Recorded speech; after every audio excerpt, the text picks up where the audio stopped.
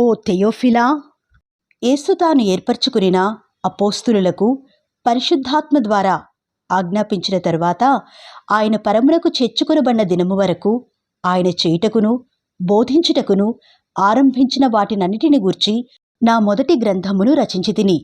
ఆయన శ్రమపడిన తరువాత 40 దినముల వరకు వారికి అగపడుచు దేవుని రాజ్య విషయములను గూర్చి బోధించుచు అనేక ప్రమాణములను చూపి వారికి తన్ను తాను సజీవునిగా కనపరుచుకొనెను. ఆయన వారిని కలుసుకుని ఇలాగూ ఆజ్ఞాపించెను: మీరు యెరూషలేము నుండి వెళ్ళక నా వలన వినిన తండ్రి యొక్క వాగ్దానము కొరకు కనిపెట్టుడి. యోహాను నీళ్లతో బాప్తిస్మము ఇచ్చెను గాని కొద్ది దినములలోగా మీరు పరిశుద్ధాత్మలో బాప్తిస్మము పొందుదురు అనెను. కాబట్టి వారు కూడి వచ్చినప్పుడు, ప్రభువా, ఈ కాలమందు ఇశ్రాయేలునకు రాజ్యమును మరలా అనుగ్రహించదవా అని ఆయనను అడుగగా, ఆయన, కాలములను సమయములను తండ్రి తన స్వాధీనమందుంచుకునియున్నాడు. వాటిని తెలుసుకునుట మీ పని కాదు. అయినను పరిశుద్ధాత్మ మీ మీదికి వచ్చినప్పుడు మీరు శక్తి నొందెదరు గనుక మీరు యెరూషలేములోను యూదయ సమరయ దేశముల ఎందంతటను భూదిగంతముల వరకును నాకు సాక్షులయుందురు అని వారితో చెప్పెను. ఈ మాటలు చెప్పి వారు చూచుచుండగా ఆయన ఆరోహణమాయెను. అప్పుడు వారి కన్నులకు కనబడకుండా ఒక మేఘము ఆయనను కొనిపోయెను. ఆయన వెళ్ళుచుండగా వారు ఆకాశము వైపు తేరిచూచుచుండిరి. ఇదిగో, తెల్లని వస్త్రములు ధరించుకునిన 2 మనుషులు వారి యొద్ద నిలిచి, గలిలయ మనుషులారా, మీరెందుకు నిలిచి ఆకాశం వైపు చూచుచున్నారు? మీ యొద్ద నుండి పరలోకమునకు చేర్చుకొనబడిన ఈ యేసే ఏ రీతిగా పరలోకమునకు వెళ్ళుట మీరు చూచితిరో ఆ రీతిగానే ఆయన తిరిగి వచ్చును అని వారితో చెప్పిరి.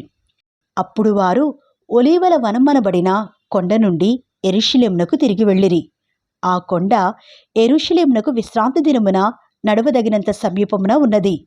వారు పట్టణములో ప్రవేశించి తాము బస చేయుచుండిన మేడగదిలోనికి ఎక్కిపోయిరి. వారెవరనగా పేతురు, యోహాను, యాకోబు, అంద్రెయ, ఫిలిప్పు, తోమా, బర్తలోమయి, మత్తయి, అల్ఫై కుమారుడు యాకోబు, జెలోతే అనబడిన సీమోను, యాకోబు కుమారుడు యూదా అనువారు. వీరందరూ వీరితో కూడా కొందరు స్త్రీలును యేసు తల్లి అయిన మరియయు ఆయన సహోదరులను ఏక మనస్సుతో ఎడతెగక ప్రార్థన చేయుచుండిరి. ఆ కాలమందు ఇంచుమించు 120 మంది సహోదరులు కూడియుండగా పేతురు వారి మధ్య నిలిచి ఇట్లనెను: సహోదరులారా, యేసును పట్టుకునిన వారికి త్రోవ చూపిన యూదాను గూర్చి పరిశుద్ధాత్మ దావీదు ద్వారా పూర్వము పలికిన లేఖనము నెరవేరవలసి ఉండెను. అతడు మనలో ఒకడుగా ఎంచబడినవాడై ఈ పరిచర్యలో పాలుపొందెను. ఈ యూదా ద్రోహము వలన సంపాదించిన రూకలనిచ్చి ఒక పొలము కొనెను. అతడు తలక్రిందుగా పడి నడుమికి బద్దలైనందున అతని పేగులన్నీయూ బయటికి వచ్చెను.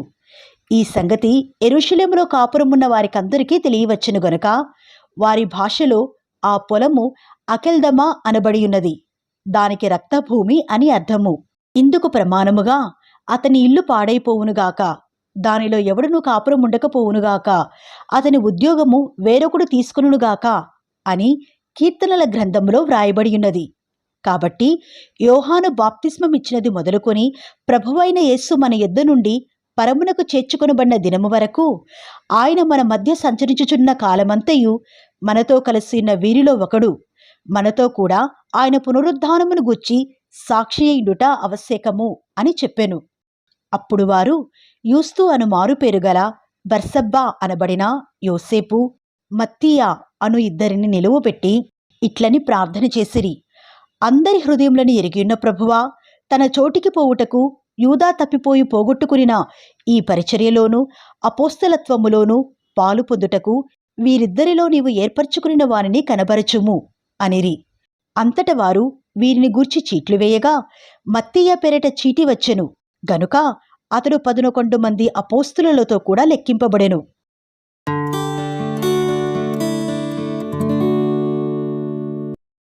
పెంతెకోస్తను పండుగ దినము వచ్చినప్పుడు అందరూ ఒకచోట కూడియుండిరి. అప్పుడు వేగముగా వీచు బలమైన గాలి వంటి ఒక ధ్వని ఆకాశము నుండి అకస్మాత్తుగా వారు కూర్చుండియున్న ఇల్లంతయూ నిండెను.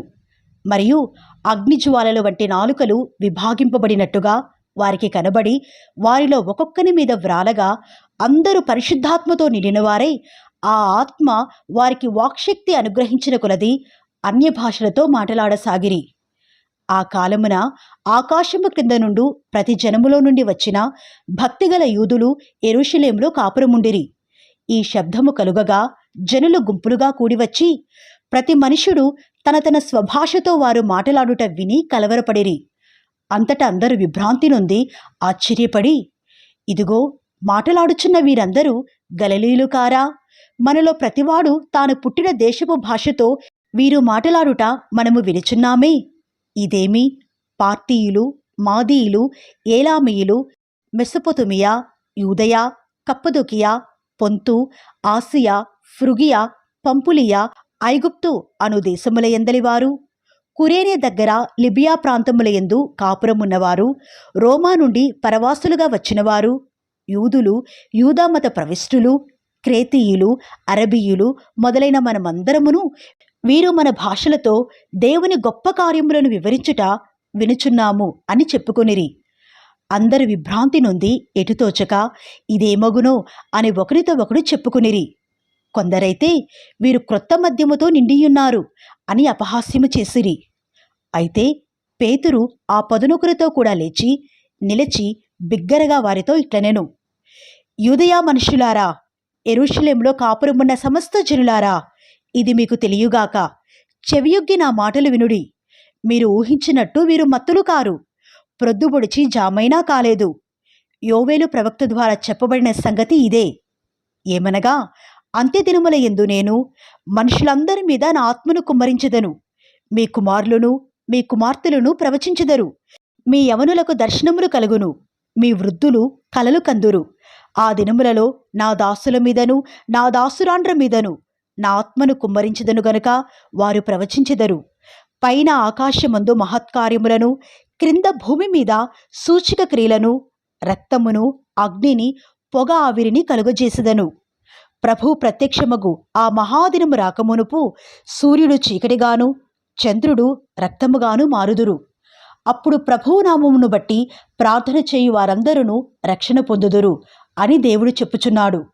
ఇశ్రాయేలు వారలారా, ఈ మాటలు వినుడి. దేవుడు నజరేయుడగు యేసు చేత అద్భుతములను, మహత్కార్యములను, సూచక క్రియలను మీ మధ్యను చేయించి ఆయనను తన వలన మెప్పు పొందిన వానిగా మీకు కనబరచెను. ఇది మీరే ఎరుగుదురు. దేవుడు నిశ్చయించిన సంకల్పమును, ఆయన భవిష్యత్ జ్ఞానమును అనుసరించి అప్పగింపబడిన ఈయనను మీరు దుష్టుల చేత సిలువ వేయించి చంపితిరి. మరణము ఆయనను బంధించించుట అసాధ్యము గనుక దేవుడు మరణవేదనలు తొలగించి ఆయనను లేపెను. ఆయనను గూర్చి దావీదు ఇట్లనెను, నేనెల్లప్పుడూ నా ఎదుట ప్రభువును చూచుచుంటిని. ఆయన నా కుడిపార్శ్వముననున్నాడు గనుక నేను కదల్చబడను. కావున నా హృదయము ఉల్లసించెను, నా నాలుక ఆనందించెను, మరియు నా శరీరము కూడా నిరీక్షణ కలిగి నిలకడగా ఉండును. నీవు నా ఆత్మను పాతాళములో విడిచిపెట్టవు, నీ పరిశుద్ధుని కుళ్ళు పట్టనియ్యవు.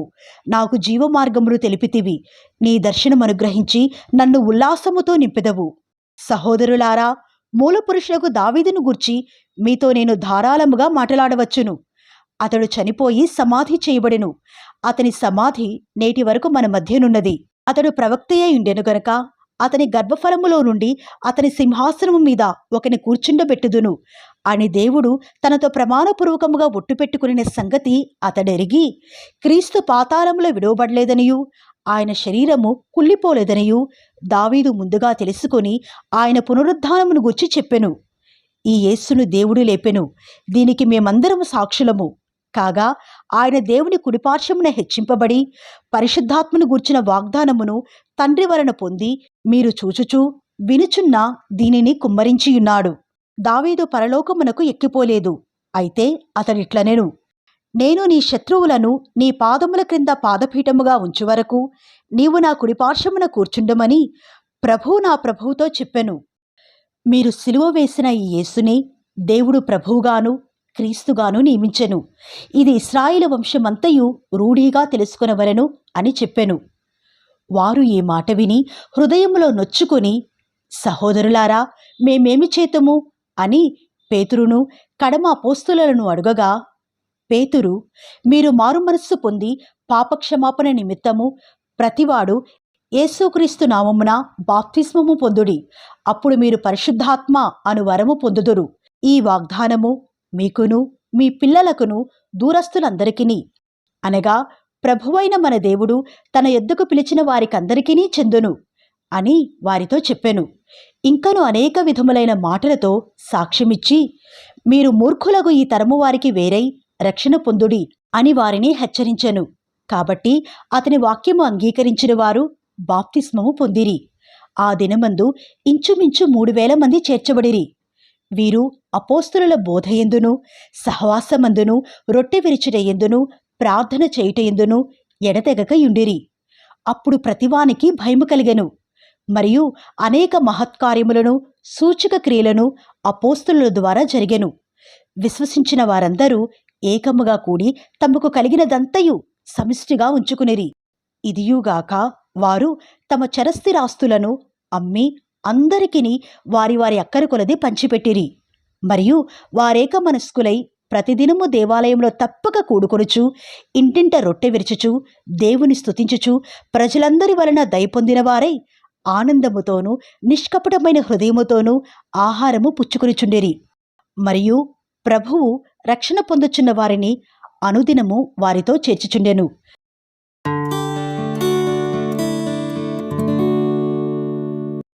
పగలు 3 గంటలకు ప్రార్థనా కాలమున పేతురును యోహానును దేవాలయమునకు ఎక్కి వెళ్ళుచుండగా, పుట్టినది మొదలుకొని కుంటివాడైన ఒక మనుషుడు మోసుకుని పోబడుచుండెను. వాడు దేవాలయంలోనికి వెళ్ళువారిని భిక్షమడుగుటకు కొందరు ప్రతిదినము వానిని శృంగారమును దేవాలయపు ద్వారమునొద్ద ఉంచుచూ వచ్చిరి. పేతురును యోహానును దేవాలయంలో ప్రవేశింపబోవునప్పుడు వాడు చూచి భిక్షమడుగగా, పేతురును యోహానును వారిని తేరిచూచి, మా తట్టు చూడుము అనిరి. వాడు వారి యొద్ద ఏమైనా దొరుకునని కనిపెట్టుచు వారి యందు లక్ష్యమించెను. అంతట పేతురు, వెండి బంగారములు నా యొద్ద లేవుగాని నాకు కలిగినదే నీకిచ్చుచున్నాను. నజరేయుడైన యేసుక్రీస్తు నామమున నడువుము అని చెప్పి వాని కుడి చెయ్యి పట్టుకొని లేవనెత్తెను. వెంటనే వాని పాదములను చీలమండలను బలము పొందెను. వాడు దిగ్గున లేచి నిలిచి నడిచెను. నడుచుచు గంతులు వేయుచు దేవుని స్తుతించుచు వారితో కూడా దేవాలయంలోనికి వెళ్ళెను.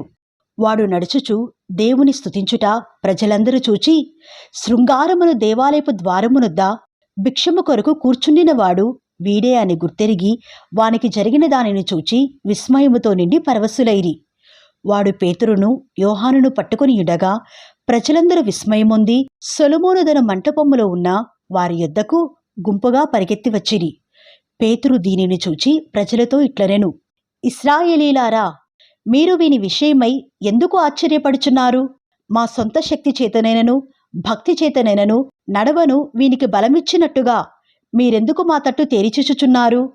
అబ్రహాము, ఇస్సాకు, యాకోబు అనువారి దేవుడు అనగా మన పితరుల దేవుడు తన సేవకుడైన యేసును మహిమపరిచియున్నాడు. మీరాయనను అప్పగించితిరి.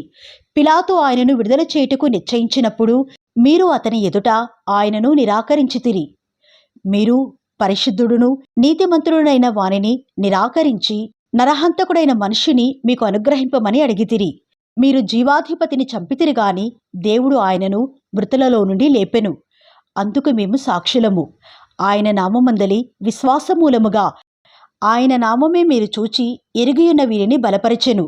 ఆయన వలన కలిగిన విశ్వాసమే మీ అందరి ఎదుట వీనికి ఈ పూర్ణ స్వస్థత కలుగజేసెను. సహోదరులారా, మీరును మీ అధికారులను తెలియక చేసితరని నాకు తెలియను. అయితే దేవుడు తన క్రీస్తు శ్రమపడునని సమస్త ప్రవక్తల నోట ముందుగా ప్రచురపరచిన విషయములను ఈలాగు నెరవేర్చెను. ప్రభువు సముఖము నుండి విశ్రాంతి కాలములు వచ్చినట్లును మీ కొరకు నియమించిన క్రీస్తు యేసును ఆయన పంపునట్లును మీ పాపములు తుడిచివేయబడు నిమిత్తమును మారు మనస్సు నుండి తిరుగుడి. అన్నిటికీ కుదురుబాటు కాలములు వచ్చునని దేవుడు ఆది నుండి తన పరిశుద్ధ ప్రవక్తల నోట పలికించెను. అంతవరకు యేసు పరలోక నివాసి అయిండుట ఆవశ్యకము. మోషే ఇట్లనెను, ప్రభువైన దేవుడు నా వంటి ఒక ప్రవక్తను మీ సహోదరులలో నుండి మీ కొరకు పుట్టించును. ఆయన మీతో ఏమి చెప్పినను అన్ని విషయములలో మీరాయన మాట వినవలెను. ఆ ప్రవక్త మాట విననివాడు ప్రజలలో ఉండకుండా సర్వనాశనమగును అనెను. మరియు సమూయేలు మొదలుకొని ఎందరు ప్రవక్తలు ప్రవచించిరో వారందరూ ఈ దినమును గూర్చి ప్రకటించిరి. ఆ ప్రవక్తలకును దేవుడు అబ్రాహాముతో నీ సంతానమందు భూలోక వంశములన్నీ ఆశీర్వదింపబడినని చెప్పి మీ పితరులతో చేసిన నిబంధనకును మీరు వారసులయ్యున్నారు. దేవుడు తన సేవకుని పుట్టించి మీలో ప్రతివానిని వాని దుష్టత్వము నుండి మళ్లించుట వలన మిమ్మును ఆశీర్వదించుటకు ఆయనను మొదట మీ యొద్దకు పంపెను అని చెప్పెను.